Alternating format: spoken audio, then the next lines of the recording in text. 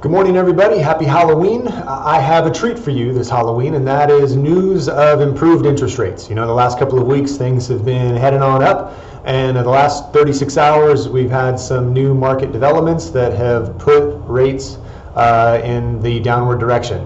Surprisingly, maybe to some, that it has nothing to do with the Federal Reserve Bank cutting the federal funds rate yesterday. The markets were expecting that, which means that they already baked into the financial markets. But two new news developments, and let me show you here on a headline, is the US and China were hopefully going to meet next month at an Asian Pacific Economic Conference in Chile. Well, Chile's had a lot of local protests and riots due to domestic things there, so it's not a safe place to meet. So US and China and every participant in that meeting have called it off.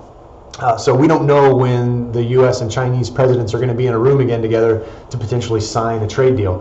Furthermore, there was a report that came from China yesterday that said they're doubtful even about reaching a comprehensive trade deal due to President Trump's impulsive nature. So this has the markets questioning how real a trade deal is, and how that has translated to the markets is seen here in this graph. So the last time I locked a loan was on October 9th, which was right here. Here is the subsequent increase in rates because of promising trade talks.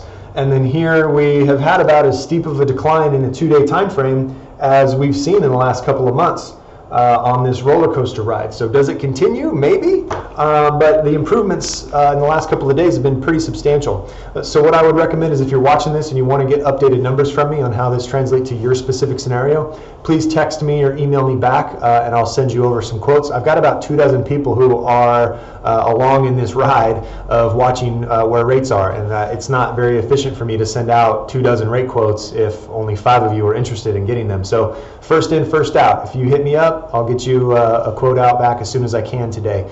Don't wait until 3, 4 o'clock in the afternoon, because I got 3 young kids who are looking to trick or treat tonight, so I got to make preparations for that. But I would not fault you if you wanted to continue to sit tight and see how this rally could potentially build up steam.